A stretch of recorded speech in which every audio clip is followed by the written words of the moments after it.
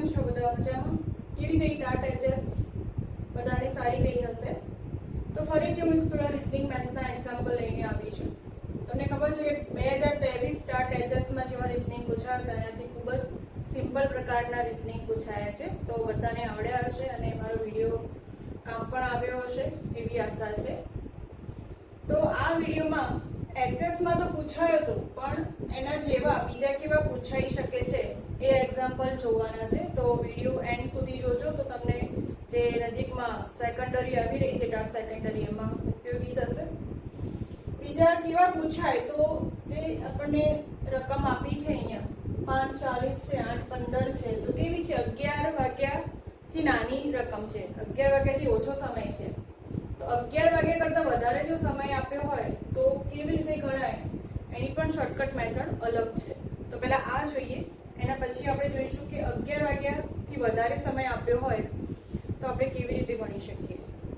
તો શોર્ટકટ મેથડમાં એવું છે કે 11 કલાક અને 60 મિનિટની અંદર આપણે 5:40 એટલે આપણે રકમમાં જે પણ આપ્યું હોય એ આપણે અહીંયા બાદબાકી કરી દેવાની. આ એક કેવી છે શોર્ટકટ મેથડ, બરોબર. 11 કલાક અને 60 મિનિટ તો 0 6 માંથી 4 જાય તો 2 અને 11 માંથી 5 જાય તો 6. તો 6 કલાક અને 20 મિનિટ એ દર્પણમાં આપણને દેખાશે. એ જ રીતે આમાં પણ શું કરીશું આપણે 11 કલાક 60 મિનિટ માંથી આપણે 8 અને 15 ની બાદબાકી કરીશું. જે પણ અહીંયા રકમ આપી હોય એની 11 કલાક અને 60 મિનિટ માંથી આપણે બાદબાકી કરીશું. 10 માંથી 5 જાય તો 5, 5 માંથી 1 જાય તો 4 અને 11 માંથી 8 જાય તો 3.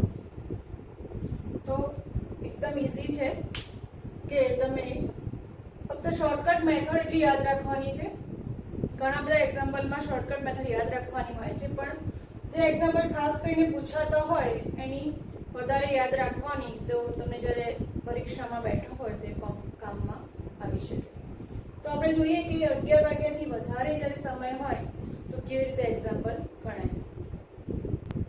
ઘડિયાળનો સમય 11 વાગ્યા કરતાં વધારે આપ્યો હોય ત્યારે આપણે આગળનો જે એક્ઝામ્પલ 2 જોયા કે ટાટ એચએસમાં પૂછાયો હતો એના જેવું આપણે બીજો જોયો એમાં 11 વાગ્યા કરતાં ઓછો સમય હતો. જ્યારે આમાં જો ઘડિયાળમાં 11:40 વાગ્યા હોય તો અને જો ઘડિયાળમાં 12:15 વાગ્યા હોય તો અરીસામાં જોતા કેટલો સમય હશે. તો આમાં શોર્ટકટ મેથડ છે 23:60 માંથી વાત કરવાના. જો યાદ કેવી રીતે રાખવાનું, 11 વાગ્યા પહેલા હતું તો આમ તો ઘડિયાળમાં કેટલા કાંટા હોય 12 હોય, બરોબર.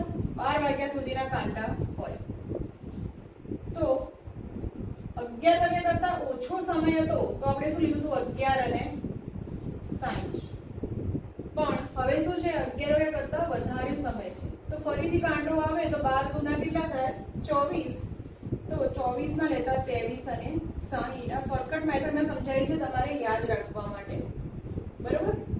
11 વાગ્યા પહેલા હોય તો 11 ને 60 અને 11 વાગ્યા પછીનો જો સમય આપ્યો હોય તો 23 અને 60. તમને ખ્યાલ હશે કે એક પ્રકારના એક્ઝામ્પલ ના પૂછાય કે એચએસ માં ઓછા સમયનું પૂછાયું તો એસ ની અંદર એવો ને એવો જ પ્રશ્ન હશે એવું નહીં હોય પણ આવી રીતે ટ્વિસ્ટ કરીને પણ પ્રશ્ન હોઈ શકે છે. તો એ વખતે તમે 11:60 શોર્ટકટ મેથડ ના એપ્લાય કરી શકો પણ જો 11 વાગ્યા કરતાં વધારે સમય હશે તો આ શોર્ટકટ મેથડ કે 23:60 નો તમે ઉપયોગ કરશો. આ તમને યાદ રહે એના માટે મેં આ સમજાવ્યું છે. તો 23:60 માંથી બાદ કરવાનું છે. કેટલું આપેલું છે 11 અને 40.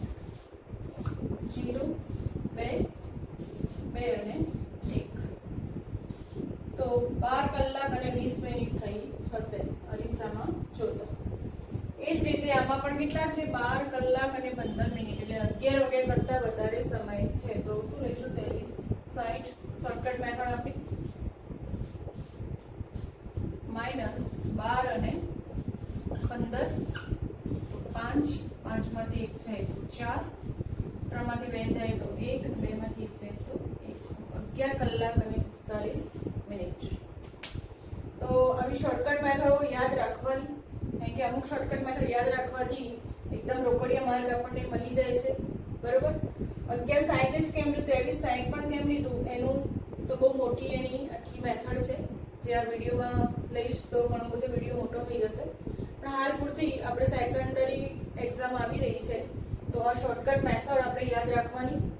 11 વાગ્યા પહેલા હોય તો કઈ, અને 11 વાગ્યા કરતાં વધારે સમય આપ્યો હોય તો કઈ. અને આવા એક્ઝામ્પલ પૂછાય જ છે, તો તમે આવા એક્ઝામ્પલ ચોક્કસથી એટેન્ડ કરો અને એકદમ રોકડિયા માર્ક છે, બાદબાકી જ કરવાની છે. હા, પણ શોર્ટકટ મેથડ યાદ રાખવી પડે. તો આવા વિડીયો ફરીથી બીજા પણ જે રિઝનિંગ મેથ્સમાં પૂછાયા છે એ પણ હું ફરીથી વિડીયો એના બનાવીશ. જેટલા એક્ઝામ્પલ પૂછાયા છે એના જેવા કેવા પૂછાઈ શકે છે એનો પણ હું સમાવેશ કરીશ. તો મળીએ નેક્સ્ટ વિડીયોમાં. ત્યાં સુધી જય હિન્દ.